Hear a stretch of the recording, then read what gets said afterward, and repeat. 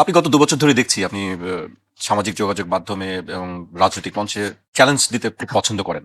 আ এই মুহূর্তে আসলে আপনার কাছে চ্যালেঞ্জটা কি? কি মনে হচ্ছে? খুব সংক্ষেপে। সবাইকে সালাম এবং শুভেচ্ছা। দেখেন যারা রাজনীতি করে তাদের প্রতিদিনই কোনো না কোনো চ্যালেঞ্জ থাকে। প্রতিদিনের যে রাজনৈতিক বিতর্ক বা অপতথ্য বা আমাকে নিয়ে বা আমি যে দল করি বা যে সরকারে আছি তাদেরকে নিয়ে নানান ধরনের মিথ্যাচার, অসত্য প্রচার করা, গুজব এগুলো মোকাবেলা করা এই মুহূর্তে আমার জন্য চ্যালেঞ্জ। এবং আমি চেষ্টা করছি। আমি সবসময় তথ্য, উপাত্ত এবং ইতিহাস টেনেই কথা বলতে পছন্দ করি। এবং আমাদের অপোজিশনে যারা আছে আমি দেখেছি এখনো পর্যন্ত আমি যতগুলো বিষয় উত্থাপন করেছি, সেই বিষয়গুলো আসলে তারা কখনো যৌক্তিক কাউন্টার করে নাই। বরং গালিগালাজ করা, আমাকে নিয়ে গালমন্দ করা, বিতর্ক সৃষ্টি করা। সেটি করেই তারা আসলে এই চ্যালেঞ্জগুলোর মানে চ্যালেঞ্জ করতে চেয়েছে। তো যাই হোক, আপনার স্পেসিফিক প্রশ্ন থাকলে আমার জন্য উত্তর দিতে খুব সহজ হয়। জি, আমি সেদিকেই আসতে চাচ্ছি। আপনি সম্প্রতি বলেছেন যে জামায়াত এনসিপি মব সৃষ্টি করে আইনশৃঙ্খলা পরিস্থিতির অবনতি ঘটাতে চাচ্ছে। আসলে কি তাই? জামায়াত এনসিপি দায়ী? দেখেন, অন্তর্বর্তীকালীন সরকারের সময় এনসিপি তারা ওই অর্থে কখনো সচিবালয় ঘেরাও করেছে আমি দেখি নাই। এবং জামাত ইসলাম তাদেরও অন্তর্বর্তীকালীন সরকার নিয়ে অনেক সমালোচনা আছে। তারাও ঘেরাও করেনি। কিন্তু বিএনপি দায়িত্ব গ্রহণের পরে আমরা দেখলাম যে জামাতের আমির ডাক্তার শফিকুর রহমানের নেতৃত্বে সচিবালয় ঘেরাও করা হয়েছে। এবং জামাতের একজন নেতা শফিকুল ইসলাম মাসুদ সাহেব, তার আচরণ খুবই বিধ্বংসী ছিল। দেখেন, তিনি এর আগে নিজেই বলেছিলেন যে আমি কে সেটা শেখ হাসিনাকে জিজ্ঞেস করো। এমনকি তিনি এই কথা বলেছিলেন যে আমি কে সেটা রাজশাহী বিশ্ববিদ্যালয়ের সব থেকে বড় সন্ত্রাসী যে, তাকে জিজ্ঞেস করিও। তার মানে কি? তার মানে এই যে শফিকুল ইসলাম মাসুদ সাহেব নিজেকে একজন মাফিয়া হিসেবে জাতির সামনে উত্থাপন করছেন। এখন একজন মাফিয়া বা সন্ত্রাসী বা সন্ত্রাসীর গডফাদার যদি এইভাবে সচিবালয়ে যায় এবং তিনি যদি আসলে সচিবালয়ের গেট ভেঙে ভিতরে ঢুকতে চান, সেটা আসলে অনাকাঙ্ক্ষিত। এমনকি তিনি পুলিশের দিকে বারবার ধেয়ে যাচ্ছেন। একটা পর্যায়ে তো জামাতের আমির তিনি এই এমপি সাহেবের কান বরাবর থাপ্পড় মেরেছেন। এটা কিন্তু আমাদের জন্য খুবই বিব্রতকর যে একজন এমপিকে এইভাবে তার দলের প্রধানের কাছে থাপ্পড় খাইতে হয়। তার মানে কি? তার মানে হয়তো জামাতের আমির তাদের যে জোট আছে সেখানকার সিদ্ধান্ত হয়েছে যে কারণে তিনি গিয়েছেন। কিন্তু আমার কাছে মনে হয়েছে যে সেখানে এমন কিছু ঘটুক যেটার কারণে আসলে তাদেরকে বিব্রত হতে হয়, সেটা তিনি চাননি। কিন্তু এই শফিকুল ইসলাম মাসুদ সাহেবরা তারা আসলে এমন একটা পরিকল্পনা নিয়ে গিয়েছিলেন যাতে করে সরকার বিব্রত হয় এবং সচিবালয় ক্ষতিগ্রস্ত হয়। যে কারণে আমি বলেছিলাম যে যারা আসলে ক্ষমতায় যেতে চায় এরকম কোনো দল অতীতে কখনোই সচিবালয় ঘেরাও করে নাই। আমরা দেখলাম যে যেখানে প্রতিনিয়ত জামাত ইসলাম দাবি করছে যে তারা আসলে অনেক আসন পেয়েছিল, তারাই মূলত জিতেছিল, কিন্তু আসলে মেকানিজম করে ইঞ্জিনিয়ারিং করে তাদেরকে আসলে বসতে দেওয়া হয়নি। এখন যারা আসলে এই ক্ষমতায় যাওয়ার এক ধরনের মানে প্রতিযোগিতায় থাকে বা যারা এ ধরনের ক্ষমতায় যেতে সক্ষম, এরকম কোনো দল বাংলাদেশের ইতিহাসে কখনোই সচিবালয় ঘেরাও করে নাই। এমনকি গণঅভ্যুত্থানের সময়ও সচিবালয় আসলে ঘেরাও হয়নি। তার মানে কি? তার মানে এই যে এই মুহূর্তে জামাতের আমির ডক্টর শফিকুর রহমানের নেতৃত্বে সচিবালয়ে মব সৃষ্টি করা হলো, আমি সেটার প্রতিবাদ জানিয়েছি এবং ব্যাখ্যা বিশ্লেন বিশ্লেষণ সহিত যে এই কাজগুলো আসলে অনাকাঙ্ক্ষিত। দেখেন, এই সরকার কতদিন দায়িত্ব গ্রহণ করেছে, তাই না? অন্তর্বর্তীকালীন সরকারকে মানুষ যেটি বলতো এখনো বলে যে ওই সরকারকে মূলত জামাত এবং এনসিপি সমর্থন দিয়েছে। যে কারণে অনেকে বলে যে অন্তর্বর্তীকালীন সরকার ছিল জামাত এবং এনসিপি সরকার। তো সেই জায়গায় আপনি ওই সময় কখনো এই ধরনের সচিবালয় ঘেরাও করলেন না, মাপ করলেন না। আর বিএনপি দায়িত্ব গ্রহণের পরে আপনি সচিবালয়ে মাপ সৃষ্টি করলেন। আমি জানি না আসলে কেন জামাতের আমির শফিকুল ইসলাম মাসুদ সাহেবকে এইভাবে থাপ্পড় মারলো। আসলে তিনি এমন কিছু পেয়েছিলেন কিনা যেটি আসলে অত্যন্ত ক্ষতিকর হতো। এমনকি আমি দেখলাম যে ধরনের গরম বক্তব্য দিয়ে সচিবালয় ঘেরাও করা হলো, এরপরে হঠাৎ করে জামাতের আমিরের টোন টিউন খুবই দুর্বল হয়ে গেল। তার মানে কি? তার মানে তিনি হয়তো সচিবালয়ে এমন কিছু ঘটুক যেটা দায় তিনি নিতে চাচ্ছিলেন না। যে কারণে আসলে তিনি, আমার কাছে মনে হয় যে পরবর্তীতে তিনি আসলে পরিস্থিতি ঠান্ডা করেছেন এবং এই জন্য আমি তাকে ধন্যবাদও জানিয়েছি যে তিনি যে ভুলটা আসলে তিনি করতে যাচ্ছিলেন জি, তিনি পরবর্তীতে নিজেকে শুধরিয়ে নিয়েছেন। জি। আমি আপনার কাছে আবারও আসবো। আমি সার্জিসের কাছে আসতে চাই। আ রাশেদ খানের আরেকটি অভিযোগ বা বক্তব্য নিয়ে আমি আপনার কাছে জানতে চাই যে তিনি বলেছেন দেশে যদি ভবিষ্যতে আওয়ামী লীগ ফিরে আসে তার জন্য দায়ী থাকবে জামায়াত এবং এনসিপি। এটি তিনি অভিযোগ করেছেন একরকম। কেন? তার এই অভিযোগটি কি আপনি কি মনে করেন? এটা কতটুকু ভিত্তি? না, প্রথমত হচ্ছে কি, মানে আমরা খুব স্বাভাবিকভাবে ভিন্ন রাজনৈতিক দল, ভিন্ন মত হিসেবে আমাদের যুক্তিতর্ক থাকবেই। কিন্তু আমরা সবকিছু বিরোধী দলের উপরে চাপিয়ে দিব, এই ধরনের অনাকাঙ্ক্ষিত আমাদের চিন্তা না থাকাটা উচিত আসলে। কারণ ধরেন এখন তো ক্ষমতায় আছে বিএনপি। সো প্রশাসন বিএনপির কাছে। বিচার বিভাগ বিএনপি কন্ট্রোল করে, বাংলাদেশের সরকার রাষ্ট্র কাঠামো সবকিছু বিএনপি নিয়ন্ত্রণ করে, তাহলে বিএনপিকে বাদ দিয়ে যদি জামাত এনসিপি আওয়ামী লীগকে ফিরিয়ে নিয়ে আসতে পারে তাহলে তো বিএনপির চেয়ে জামাত এনসিপি বেশি শক্তিশালী। তো এবং তাহলে কি মানে তারেক রহমান জামাত এনসিপির আরেকটা টিম হিসেবে কাজ করতেছে কিনা ওইখানে, এটাও আমাদের প্রশ্ন তখন চলে আসবে। আসলে ক্ষমতাসীন রাজনৈতিক দল আমরা মনে করি এই 5 বছরে নির্ধারণ হবে আগামীতে আওয়ামী লীগের ভবিষ্যৎটা কত দ্রুত রাজনৈতিকভাবেও শূন্যের দিকে যাবে। কারণ এখনো যে অল্প কিছু উৎপাত দেখা যায়, কিছু কথাবার্তা শোনা যায়, এটা শেষ হতে একটু সময় লাগবে। ধরেন 90-এর গণঅভ্যুত্থানের মধ্য দিয়ে জাতীয় পার্টির আসলে পতনে শুরু হয়েছিল এবং 24-এর নির্বাচনে এসে 26-এর নির্বাচনে এসে এটা শেষ হয়েছে। নো, একদম জনগণ রায় দিয়ে দিয়েছে। সেই জায়গা থেকে এখন বিএনপি এই জিনিসটা তাদের জায়গা থেকে আসলে নির্ধারণ করবে যে তারা কতজন আওয়ামী লীগ, ছাত্রলীগ, যুবলীগকে জামিন দিবে কি দিবে না। আপনি দেখেন হাইকোর্টে এই যে তাদের জায়গা থেকে ধীরে ধীরে জামিন পাচ্ছে আওয়ামী লীগের লোকজনগুলো, এগুলো কোনো ধরনের পলিটিক্যাল সিগন্যাল ছাড়া কখনো সম্ভব না। ইভেন জেলা কোর্ট যেগুলো রয়েছে সেগুলোতেও স্থানীয় বিএনপি নেতৃবৃন্দের গ্রিন সিগন্যাল ছাড়া এটা কখনো সম্ভব না। আওয়ামী লীগের অনেক নেতৃত্ব এখন জেলাতে মাঝে মাঝে আমরা শুনি যে তারা যায়, 2-1 দিন ঘুরে আবার চলে আসে। এই জায়গাটাতেও প্রশাসন এবং বিএনপি, সরকার, এমপি তাদের একটা মধ্যস্থতা ছাড়া এই স্পেসটা কোনোদিন পাওয়া সম্ভব না। সো সেই জায়গা থেকে যদি আওয়ামী লীগকে ফিরে আসার স্পেস করে দেয়, এটা বিএনপি করে দিবে, এবং যদি এটা আসে এটা বিএনপির জন্য সবচেয়ে বড় হিতে বিপরীত হবে। এটা আমি আজকে আমার জায়গা থেকে বলে রাখলাম। আরেকটা জিনিস হচ্ছে, ভাই যে জিনিসটা বললো যে ধরেন উনি এর আগে দেখেন নাই গণভবন কোনো ওই আমাদের সচিবালয় কোনো দল ঘেরাও করেছে কিনা। একটা জিনিস কি, কোনো কিছু আগে দেখি নাই দেখে ওই জিনিসটা কখনো করা যাবে না। এমন যদি হইতো তাহলে তো বাংলা ব্লকে তো কোনোদিন দেখি নাই, করা যেত না। তারপরে হচ্ছে মানে কমপ্লিট শাটডাউন কোনোদিন দেখি নাই, করা যেত না। মার্চ টু ঢাকা কোনোদিন দেখি নাই, করা যেত না। তো সেই জায়গা থেকে আমরা মনে করি এখন রাজনীতি যেমন পাল্টেছে, রাজনীতির ধরন পাল্টেছে, মানুষের আকাঙ্ক্ষা পাল্টেছে, ভাষা পরিবর্তন হয়েছে। প্রত্যেকটা সময়ের সাথে সাথে এভলিউশনটা হবে। এবং আমাদের যারা পুরাতন রাজনীতিবিদ আছেন, মানে আমাদের অগ্রজ বলি, পুরাতন বলে মাইন্ড করতে পারে, সো তারা যদি মনে করে তারা যেই কালচারে বিগত 20-30 বছর রাজনীতি করেছে এখন ওই একই কালচার রাজনীতি হবে, তারা পরিবর্তন হবে না, রাজনীতিটাকে পরিবর্তন হবে, আমি আপনাকে বলছি তারা ধীরে ধীরে রাজনীতি থেকে ছিটকে পড়বে। কারণ সময়ের চাহিদাটা আপনাকে বুঝতে হবে। আমরা এই পুরো সময়টাতে যখন দেখি যে আবার বিএনপি খুব স্বাভাবিকভাবে আগের মতো প্রতিষ্ঠানগুলো দলীয়করণ করছে, স্বজনপ্রীতি করছে, বিএনপির যত পরাজিত এমপি ছিল, মানে এত বড় একটা রাজনৈতিক দল যখন 212টা আসন পায়, সেখানেও যে বিএনপির এমপিরা হেরে যায়, তাহলে তার অবস্থা কতটা বাজে জনগণের কাছে। সেই এমপিকে আমার সিটি কর্পোরেশনের প্রশাসক করা হয়, সেই এমপিকে জেলা পরিষদের প্রশাসক করা হয়, বড় বড় বিভিন্ন জায়গায় মহাপরিচালক বানিয়ে দেওয়া হয়। তাহলে এটা তো হচ্ছে আপনি উচ্ছিষ্টদের যে ডাস্টবিন, সেই ডাস্টবিন থেকে ওই ময়লা দিয়ে আপনি আবার দেশ সাজাইতে চাচ্ছেন। তাহলে এটা তো পুরাতন রাজনীতি। এই দলীয়করণ যখন করা হচ্ছে, যখন মানুষ ঠিকমতো গ্যাস পাচ্ছে না, বিদ্যুৎ পাচ্ছে না, আমি বিরোধী দল হিসেবে আমি কর্মসূচি করব।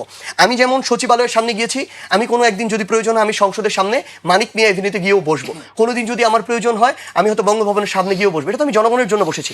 খুব স্বাভাবিকভাবেই আপনি এই আন্দোলনেও দেখবেন এই জুলাই গণঅভ্যুত্থানে এমন অনেকেই ছিল যারা তাদের জায়গা থেকে ওইটুকু, তারা তো সবকিছু চিন্তা করতো না, তাদের মধ্যে একটু বেশি আগ্রহ থাকতো, স্প্রিয়া থাকতো, উত্তেজনা থাকতো। এটাকে আমরা খুব পজিটিভলি দেখি এবং স্বাভাবিকভাবে যারা নেতৃত্বের জায়গা থাকে তারা তাদেরকে ঠান্ডা করে। কিন্তু সেটাকে যেভাবে ফ্রেমিং করা হচ্ছে, থাপ্পড় বা হচ্ছে অনাকাঙ্ক্ষিত ঘটনা, আমরা ওইটাকে এইভাবে দেখি না। বরং এটা হচ্ছে ওই সম্পর্কের জায়গাটা থাকাটাও গুরুত্বপূর্ণ রাজনীতিতে, যে একজন এমপি উনি, তারপরও উনার নেতৃস্থানীয় একজন উনাকে থামিয়েছেন এবং উনি ওটা অ্যাকসেপ্ট করেছেন খুবই সুন্দরভাবে। কিন্তু আমরা এখন দেখি মানে ওনারা ওনাদের পাল্লায় সবাইকে মাপতে চান। আপনি দেখবেন বিএনপিতে তারেক রহমান বলতেছে চাঁদাবাজি করা যাবে না, তারেক রহমান বলতেছে আমরা এদের বিরুদ্ধে ব্যবস্থা নিব, তারেক রহমান বলতেছে মাদক ব্যবসা করা যাবে না, দখলদারি করা যাবে না, ক্ষমতার অপব্যবহার করা যাবে না, দলীয় লোক এই করা যাবে না।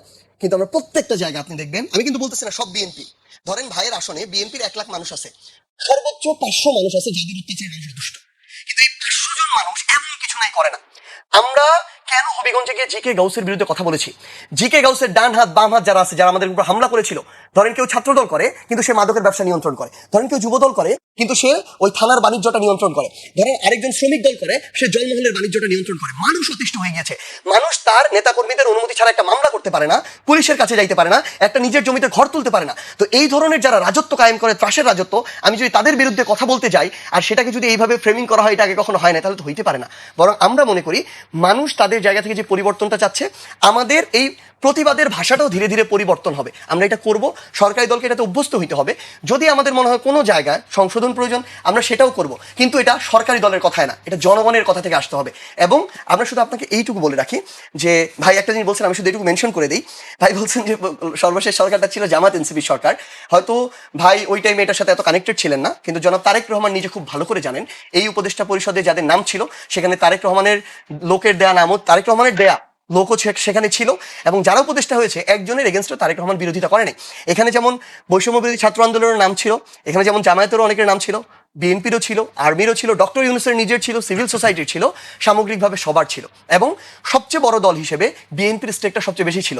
এ কারণেই যখন অন্তর্বর্তীকালীন সরকার শেষ হয়ে গেল, ওই সরকারের লোক আমরা পররাষ্ট্রমন্ত্রী দেখি বিএনপিতে, আইনমন্ত্রী দেখি বিএনপিতে, বিভিন্ন গুরুত্বপূর্ণ জায়গায় আমরা দায়িত্ব দেখি বিএনপিতে, কিন্তু এনসিপিতে আপনি কাউকে দেখতে পাবেন না, জামায়াতে দেখতে পাবেন না। এটা হচ্ছে দুঃখজনক সত্য। যে আপনার কাছে আমি আবারও আসবো।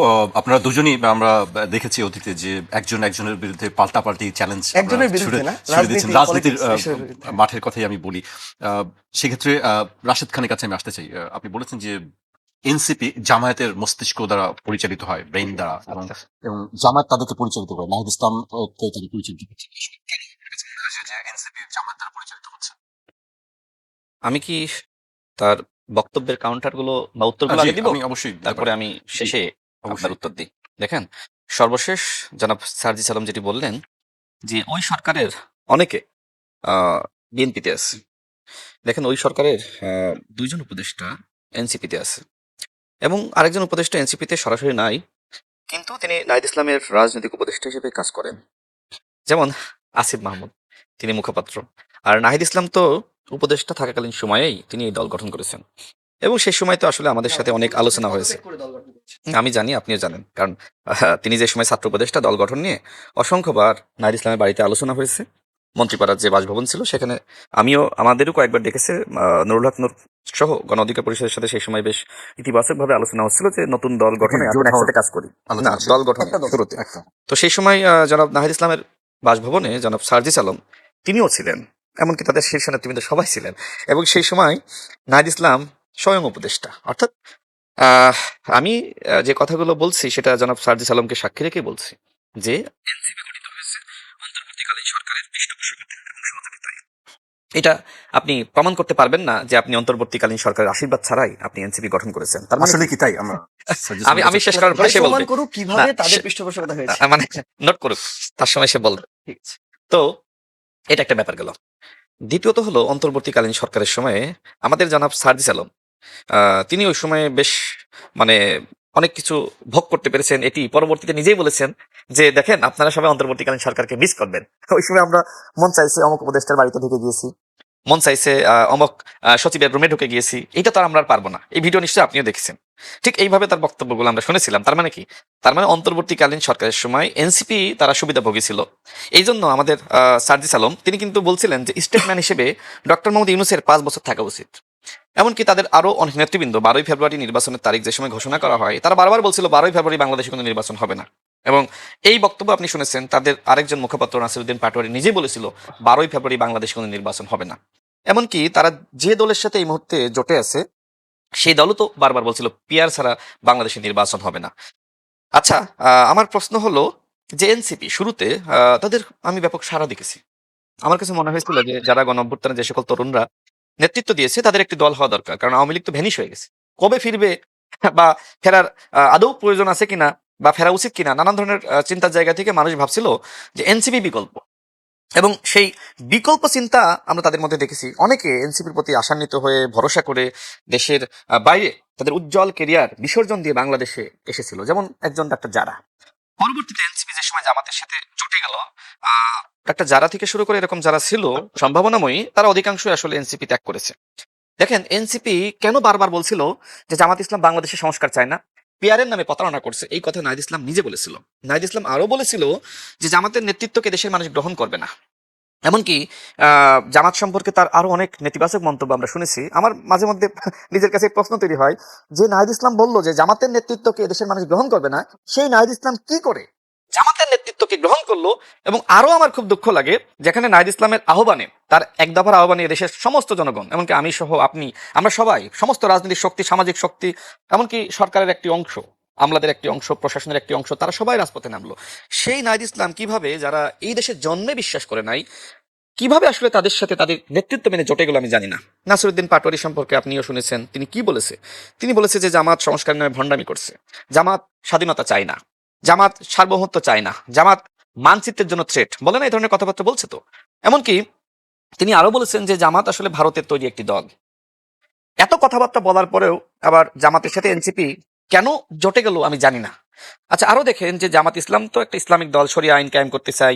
সেখানে হাসনাত আব্দুল্লাহ, যিনি জামাতের কাছে অত্যন্ত জনপ্রিয়, তিনি বলেছিলেন যে জামাত ইসলাম কি ইসলামিক দল?